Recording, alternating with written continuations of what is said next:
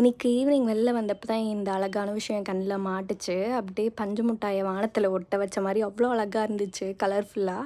ஒரு சைடு பார்க்க அது பட்டர்ஃப்ளை மாதிரியும் இருந்துச்சு. ரொம்பவே அழகாக இருந்துச்சு. இதை அப்படியே ரசிச்சுக்கிட்டே என்னோடய டென்டிஸ்ட் செக்கப்புக்கு போயிருந்தோம். அது முடித்ததுக்கப்புறம் ஒரு ஸ்மால் ஒர்க் இருந்தது. அதையும் முடிச்சுட்டு வரும்போது பார்த்தா அந்த ரொமான்டிக்கான அழகான மேகம்லாம் போய் சீனே வேறு மாதிரி ஆயிடுச்சு. அப்படியே வந்து காஞ்சனா படத்தில் வர மாதிரி செம பிளாக் ஆகிடுச்சு. சரி இதுவும் அழகாக தான் இருக்குது அப்படின்னு சொல்லிட்டு பாட்டெல்லாம் போட்டு அப்படியே வைப் பண்ணிட்டே வந்துட்டுருந்தோம்.